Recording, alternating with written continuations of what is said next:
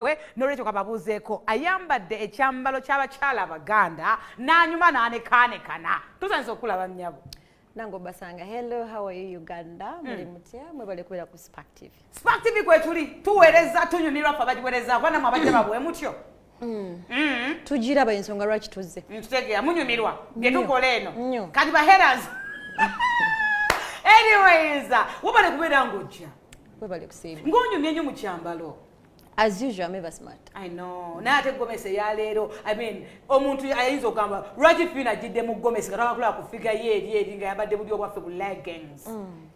No, buli kyenyambala mbako n'ensonga lwaki nkyambadde, color lwaki nyambadde. So today nyambadde lwakuba it has been cultured.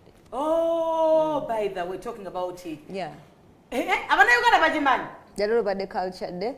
Actually, to kuteekamu amaanyi as the culture institutions okubeeranga to promoting such events. I know. Yes. Because wojogera bwotyo ndowooza ku bantu 10 abalaba TV saawa zineeno kuliko nga basatu abategedde ndi. Actually nange nali sinayingira mu bya culture like that nali ngambira babulabi nga they are celebrating. Oh, they are celebrating.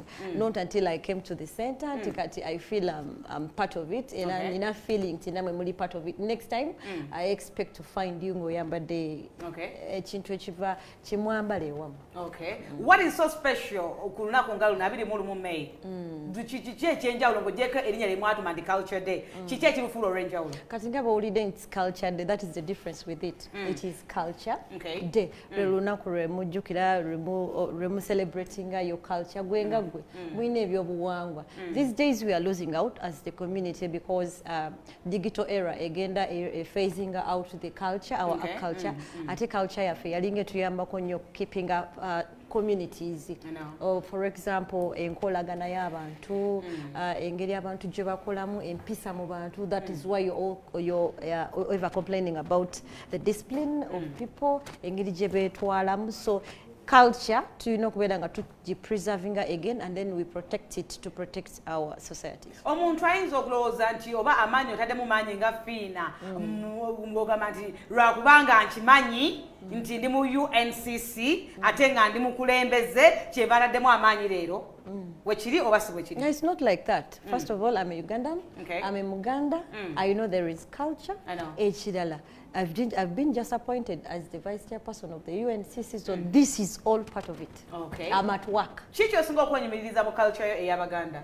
Culture yange y'Abaganda erina engeri gye tegeka abakyala omwana omuwala n'abeera ng'atuukiridde nga kati olaba olugoye luno baalukolanga olina engeri gy'oyambalamu nga omukyala n'obeera n'ebbugumu mu mubiri gwo okitegedde kati awo tugenda mu culture we won't go into that but on top of it lugoye lulungi nnyo nti lulaga chicholi. Culture is all about identity, who you are. It shows who you are. Rakwena kusino digital era to tenyo we are putting on those western whatever. Na ye tulina okukimanya nti Ugandans yes abazungu bajja naye tebajja wano kane mu India baliyo but then they had their policies eza keeping a culture zaabwe. So it's all about us tuleme okubeera nga tusuula wabbali culture. Culture is not being backward. It's part of us. Omanyi fa bannayuganda tulina ebibuuzo byaffe bye tubuuza nfuniramu wa census yazine tubuuza kati tufuniramu waffe nga bannayuganda kozi tulina ebitusumbwa bingi nnyo kati mu culture day yamwe no singa tugicelebratinga tufuniramu waffe nga bannayuganda. First of all nga bw'oyogedde oli munnayuganda what is your tribe? Nze I'm a Mtoro from Kahinje. You're Mtoro. When have you ever shown that you are Mtoro? When have you ever felt proud that you are Mtoro? Tata wange yabimaliriza nze najja buzuka kati ebiro byengenda nabyo. Then kati gwe ate abakuddako bakoze oti. So webanje it's part of you. It's tewali wofunira but it's just kudira nyiririza ffe kumanya. It starts with you. Senga ne bajjajjabo bagamba nti tufuniramu wa tewanditegedde nti oli Mtoro. So bayambe nnyo bye baakola obi preserve. So nga ate omuntu wasosowaza nnyo culture ensangi zinene ffe tumuyita na mulogo oba abeera mulogo tulutu oba kweraguza oba olwenya tubayita olagaba na bino bya buwangwa na nnono byebimu ebiba mu culture. When we talk about culture tetutegeeza ko bansaasi. Culture there is family, the policies nti kyova olaba nti governments representing and respect the cultural leaders like the Baganda, the whatever, every tribe. Those cultural leaders are influencers. They are the leaders of the communities.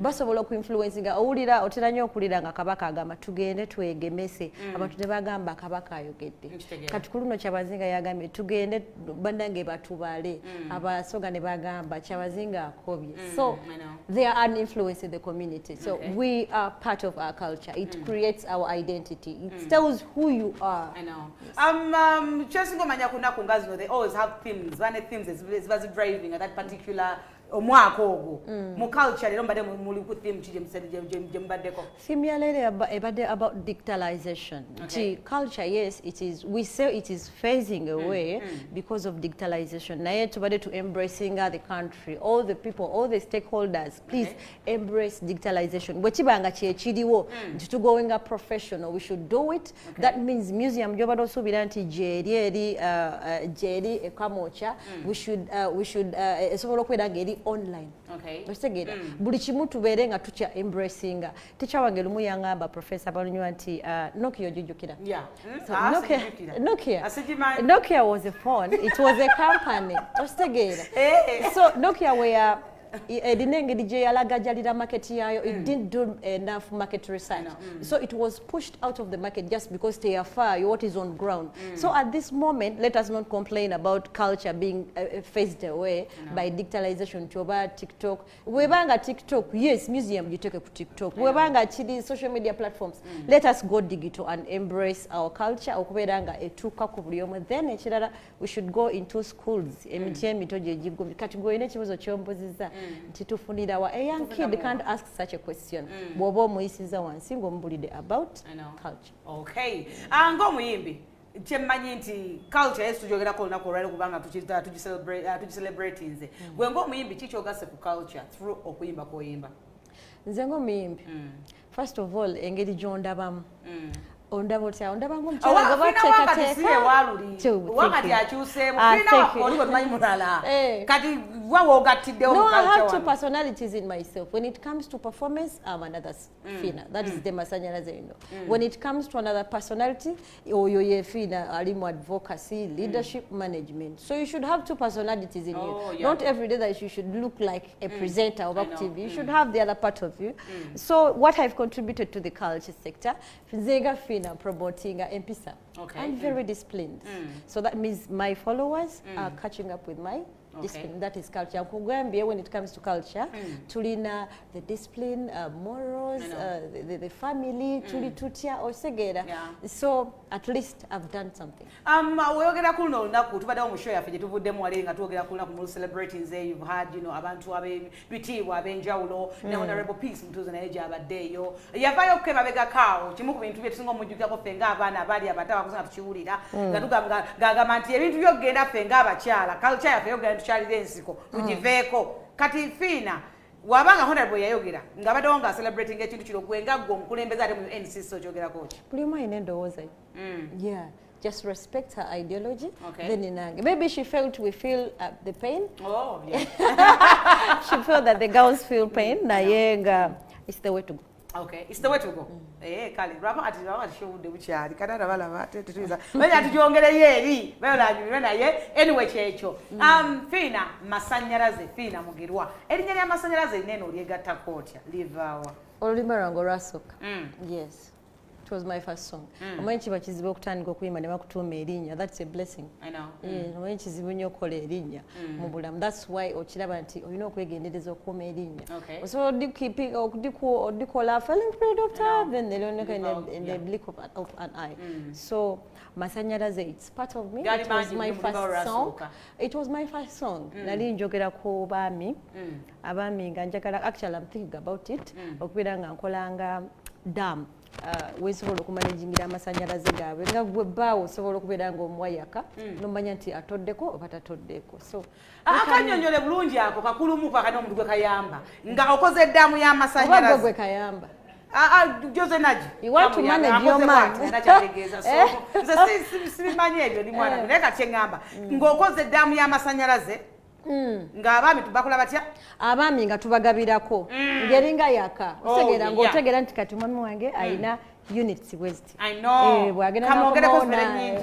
Tesobola kuba nyingi nawe. Omwezi mu malezi zo kwegamba ezikola kugwe. Bwaddanga zitoseeko so omanya. Okay. Yes. Kati kambuzeeko Phinah. Phinah Masanyalaze owaluli mu musala fondo kololo mama no walero singa besisinkana. Ani yandyetaaza okubulirira munera yandimugambye ekyo. They are the same people. Ate ne mu bwogamba Phinah Masanyalaze owaluli. I'm still the same. Just that nategera kyenjagala. You know in life you should no nategera kyenjagala gyendaga. Okay. Omanyi ba artists we have a problem. Every time we use okulowooza nti you're going to be a star. Every time it's going to be a Sunday. I know. No. Good talents zaffe ziriko period of time. I know. You can't think that you're going to be there like all forever time. never. So you have to keep for yourself. Okay. You have to keep changing with the season. Kachobola nti Phinah sawa eno zotomanja tosobola kubanga omanja luyimba. I know. Omanja Phinah. They brand. Kitegeeza nkoze ne manya nti Phinah omuyimbi waali. Then what am I giving back to the community? I'm now a leader who is in advocacy and I'm helping other artists. Osegeda. Ekyo kyo kyeyogerera. So I'm not very different from the other person. When you pay your money, you will see the other Phinah. Oh. Yes. Omwami ali ati. So it's all about Omwami ali ati. mulungi. Talya soya. So wetunatuuka mu program ya lab. Nalwalula talya soya, talya kasooli, tamanyi matugunda, tamanyi mpavu. Mumbuuza mu program y'omukwano. Tuyagyogerako kuba kateera. Kati nenga abannumida bo bazze eri gwe omuvubuka ali ayetako kuba nga ssente oba nga oseka mu bizinensi yo obukadde busatu banga bukadde abiri bagenda beera nga babukuwola nga totambudde genda ogenda ku offices zaabwe naye ng'okozesa essimu yo eya smartphone wena iPhone nga nzigenda mu app store App Store yo ate kwena Google oba alina smartphone okagende mu Google Play Store oberengo downloading app yabwe eya Numida bakola ekintu kyangu nnyo ogenda bugezi n'okusandaga muntu yo n'ogobera process yabwe n'omaliriza ngo gigoberedde ne bakuwa ssente mu ssaawa 24 zokka n'oba ng'ozina ku ssimu yo n'oseka mu business yo oba otandikawo ka business yo anakutwala mu maaso oba nga beetaaga ba Numida mukwano downloading app yabwe oberengo okimaliriza oba bakubirewo ku ssimu etasasulirwa eya 0800 M00 240 that is 0800-100-240 beba Numida eri ensonga za ssente n'okwewola so nga taba Rose for mattresses bakutegeeza nti gwe mfaso okuganda obeera nga osulako gwe omuvubuka ali eyo n'omuntu omukulu abaana badda mu masomero tell mommy tell daddy agudo mfaso ka Rose for mama kubanga munnange tegulumya nsingo tegulumya mugongo ne prep ojja kuzuukuka ogendenga omusoma bulungi nnyo remember waliwo twogerera discounts we ziri z'amaanyi nnyo eri gwe ayagala okugula guno omufaliso ali mu Kampala delivery ya bwerere so gari ebunaayira you can always negotiate on how to deliver the mattress ku 0703-48-28 ojja kubeera ng'obafuna ate nga buli region eri mu ggwanga Uganda bataddemu branches zaabwe ez'enjawulo kubanga obudde bwo buganye ndowooza munzikirize Phinah mbere nga mwerekereza mu ngeri emu oba endala naye nga sinnamwerekereza ninayo obuuzo bwange obwangu ennyo Phinah, do you love your size? Like Oh, no, I'm in love with myself. That's really? Why I look like this. No, no, but the thick is the new normal.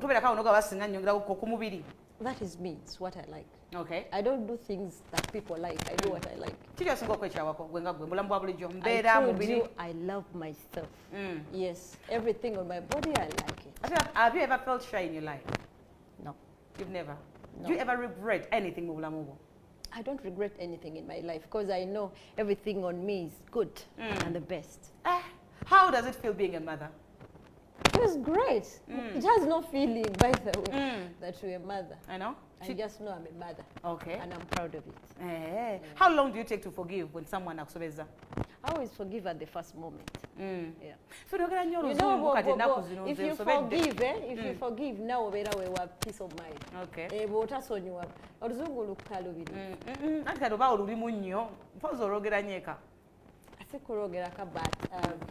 I'm so much into books, your policies. It's okay, it's so okay. It's okay, but then it's very okay now. Active in Uganda. MTV y'oluzungu. Watulinyo mu Luganda, alwoda bukibukibuzo kibu kya luzungu ne manenzi jukira. Naye njogedde oluzungu lubadde lwangu. Just as a chinzijide nenga olubeeramu nnyeka. Kati gwe tebikunyumira. Binyuma naye ebyeka bye. Sibula Phinah obudde bubikuddemu. wabula mwana gwe. So Spark TV, thank you so much. Mwebale kumpita banganya oluzungu. Mwebale kunchazaako, mwebale celebrating Culture Day. Bannange twagala. Thank you so much for promoting the Ugandan music. Abayimbi, never content creators, know your copyright. Before we ask the government to give us copyright, understand your right so that you fight for the right thing. How far is the copyright law? How far is the first copyright law? We are done with the validation meeting. Okay. At this moment, tuachiwayo mu parliament, so tulina kubeera nga tuli kuba policy makers for all the artists there. Kindly, mubere ba MPs mikwano jamwe, ba MP ba ministers mikwano jamwe. Let us lobby them. Okay. So I am lobbying all the ministers, all the legislators. Botutuuka mutulabiranga ddala etteeka lyaffe nga lituuse ku ttebo yammwe. Kale byebyo nno obudde bwabutukutte Phinah tujja kuddamu tumukyaze kuba obudde bwe badde butono nnyo naye ng'ate bwe bwe bigwa byokya enviri zange Princess of Salon Jens Kolete